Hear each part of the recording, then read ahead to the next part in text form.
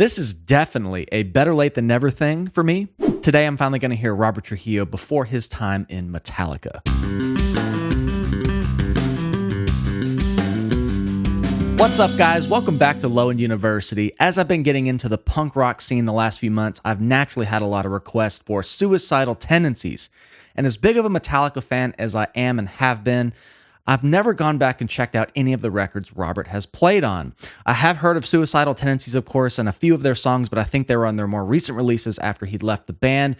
But I've had a lot of requests for this band, and I kept going back through Wikipedia to find one Robert played on, and the top request I got was for the track Send Me Your Money, which is from the band's fifth studio album released in 1990 called Lights, Camera, Revolution. And this was the band's first release with Robert. And I'm kind of reading based on the Wikipedia labeling here that this is a crossover thrash band, which I don't think I've heard that term, which is a fusion genre of thrash metal and hardcore punk. Very cool. I'm learning that there's a lot of overlap between thrash metal, early days, and punk, as you guys have educated me on. So without further ado, let's get straight to it. I'm super excited to hear this. This is Send Me Your Money by Suicidal Tendencies.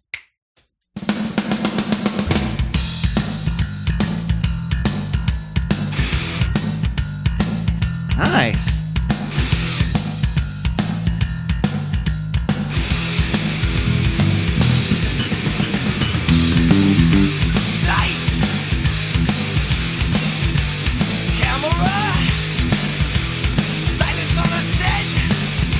I can hear the bass, which honestly I can't on some of his Metallica records. This is cool. I like the tone. It's got a lot more crispiness than I'm used to hearing from him. He really cuts through. I love the swing feel so far. Kind of reminds me, honestly, of that riff there. Kind of has that same bounce, some of the same notes, and we're in standard tuning, of course. I'm going to go back and kind of hear that and let it play through. Kind of a fun feel here.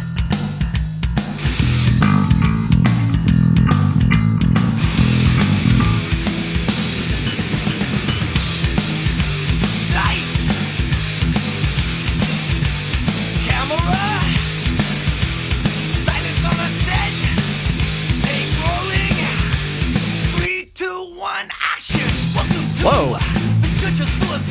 Okay, we're gonna chug it.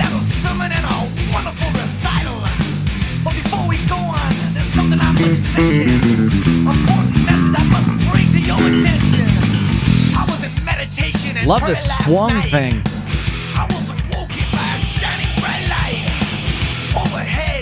So my only exposure to Robert is, of course, Metallica. I saw Metallica on the Hardwired tour. And his live tone, it just didn't cut the way I really wanted it to. But he's always kind of had more of this like Bartolini kind of sound. It's like real big. It's got a lot of sizzle, but it's kind of scooped. And I'm liking this has a bit more mid-range presence from what I'm hearing.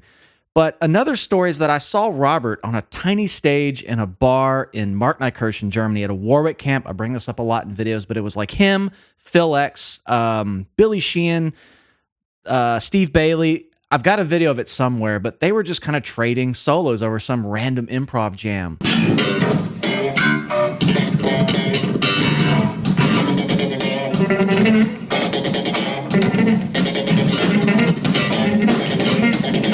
And that was the first time I'd seen Robert really let loose. Like, I figured the guy had some chops, but that was my first time to see it, and I happened to be about 10 feet from him. And I was like, why doesn't he do this with Metallica? And I get it. You know, with Metallica, it's much bigger than just the bass player, especially these days. But I feel like this is the kind of platform, if you will, his earlier times with these kind of bands where he might have really let loose and been more in the spotlight. I can really hear him. This is a really fun track. I was expecting it to be a bit more darker and dissonant from the few bits of Suicidal I have heard, which again are their more recent releases. But let's keep it going. This is fun. I wasn't walking by a shining bright light. Overhead, a glorious spirit. He gave me a mess. Actually, I think he's slapping that and kind of hear some like fret sound. Maybe the thumb. Not totally sure if that's changed since the beginning.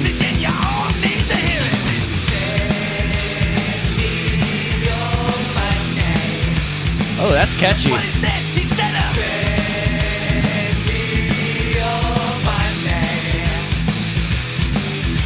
You know what's funny? The last video I did was Real Big Fish beer, and they had that section at the end that was the kind of the whoa whoa whoas, but it was the same kind of thing. And I think they're saying something here, but it was the artistic choice to just take a couple notes and make them very repeatable. Like you can hear this one time and be able to repeat it back. It's like wedding vows. Like they just say a couple words at a time so that you can remember it and say it back. But it's very memorable. But it kind of has this.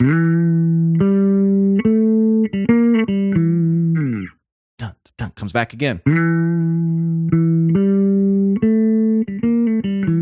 I mean, just something like that is so catchy for an extra layer that's not the main vocal part. So that's something reminded me of that because that's still fresh in my mind. What is that? He said now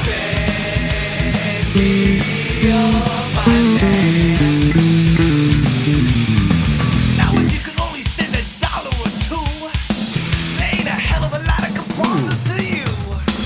But if you want I really like this drum sound. Make out a check for $5 or more. Dun, dun, dun, dun. They're just driving that swing feel now with the guitars kind of picking up more of the accents where it was just kind of hitting on some downbeats more in the intro, but now it's going dun, dun, dun, dun, dun, just giving you this kind of pummeling going forward thing. That's a great drum sound. And of course, this is from the 90s. And a lot of my favorite drum sounds are from the 90s. Things like Dream Theater's Awake, which is not even in the same genre, but Alice in Chains, Pantera.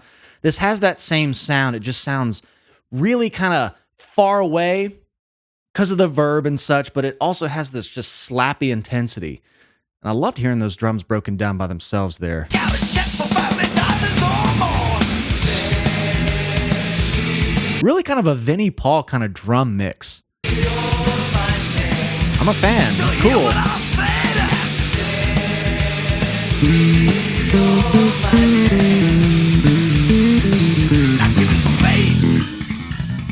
Oh shit.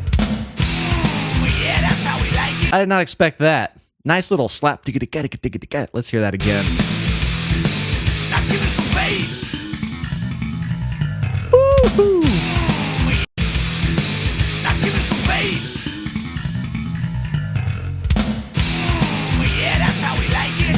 Sounds like he's kind of mixing different numbers of slaps and pops. Some pull-offs in there. It's not just it's not just like a regular digga digga digga digga dum. It's got a almost has like some of the Seinfeld note slap choices. I heard like a. I have no idea what the pattern he's doing there. Just something like that. And you know, I've seen him play like that on like random videos on Instagram over the years. So I know he's got those slap chops. And of course, when I saw it in person, I'm like, dude, this guy rips. And I think he lets out a bit at the Metallica shows, you know, clips I've seen on YouTube, being there. I love hearing that on record though, because when I listen to a new Metallica release, you get the bass player just doing the job. And he does that very well. I really liked his tones on Death Magnetic, Hardwired. And this isn't a Metallica video, but it's just my only point of reference. And it's just intriguing for me to hear him in this setting, which is of course what he came from, which is even cooler. Sounds like there's a bit of chorus on it or something. I like the kind of texture it gives to that, kind of widens it up. You don't have this like dry bass sound all of a sudden. Keeps it kind of wet. I dig it. That's how we like it. Now let's have some silence for all you sinners. Ooh, that was effective. Now give me more bass.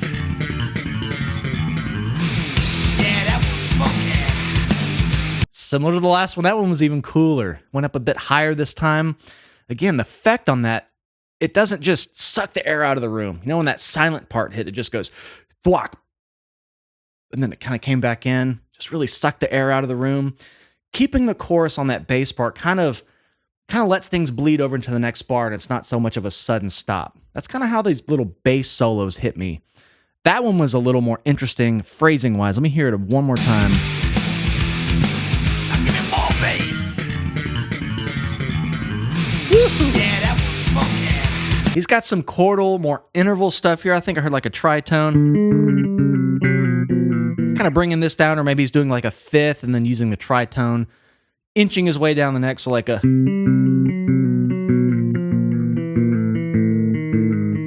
kind of just moving one finger at a time, kind of rubbing those intervals. And, you know, just... I feel like the times I've seen Robert do some of this percussive technique stuff, I know he's got some flamenco chops. I feel like I've seen a video of that before. And not your traditional just slap and pop. I think he's got some good thumb stuff.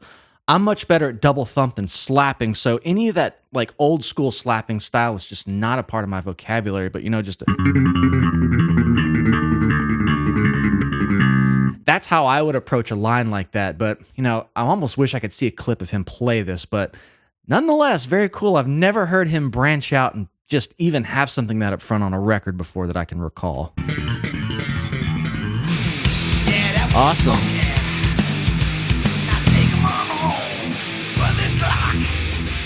Slide down. Duh, I hear it now. Send me your money. A few seconds ago, I was saying as whoa, whoa, whoas. That's a cool, another songwriting thing I hear sometimes where the chorus is not even like the lead vocal. It's like a background motif. And those, to me, tend to be like the catchiest things that keep me coming back to a song. Like the song is named Send Me Your Money, but it isn't just like a lead vocal up front. It's like the musical phrase repeats that you're used to, and now you hear it in the background. Send me your money. That's neat. That's catchy stuff. I was expecting this to be really gritty and heavy, but there's some nice melodic things happening here.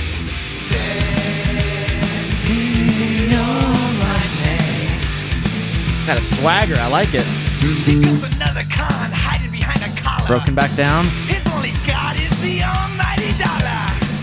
He ain't no prophet. He ain't no healer. He's just a cool big goddamn money stealer. That's kind of how it sounds to me, more hearing it a bit more how he's playing it. Just all thumb. Kind of goes up to that flat 5 there. Just typical blues scale, I think. Hear an A flat in there, mixing in some chromaticism where you don't really have any sort of real tonal center other than the open E. Kind of gives it some rub, and it plays into those chromatic things he's doing in the bass fills, and just not really sticking to any sort of minor or major tonalities, going between the minor third, the major third, I think, the fourth, and then the fifth would make it really round, but it sounds like he's sticking to that flat 5, so you have...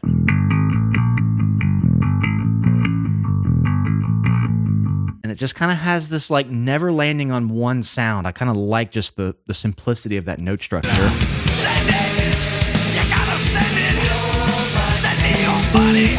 You hear what I'm saying? You gotta send it. Send it. Send me your money. Now how much you give is your own choice.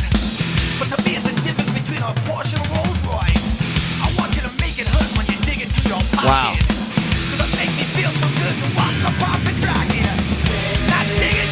A little hair at this thing. I'm actually reading here, I forgot to mention this in the intro, this is the last album featuring drummer RJ Herrera. So I don't know who they got after this, but these drum parts are massive. I just really like that drum sound. And I don't, I think Vinnie Paul, Pantera really hit a couple years later than these guys, but that's the sound and the air it reminds me of. And it just, you don't hear any of that reverb until they're more by themselves. And I think that's kind of what gives the song that big open feel. You don't really hear it in the mix like you do when it's soloed, of course, but always love it. I want you to make it hurt when you dig into your pocket. Love this part. Nice. Dig deep into your pocket. I want you to make it hurt. We'll take gas, we'll take dicks, we'll take credit cards, we'll take jewelry, we'll take your mama's dishes. They got gold in them. So who's gonna be the new king of the bakers? Who's gonna take the place of Jim and Tammy Faye Bakers? See my mama, she didn't raise no fool. Raise no fool.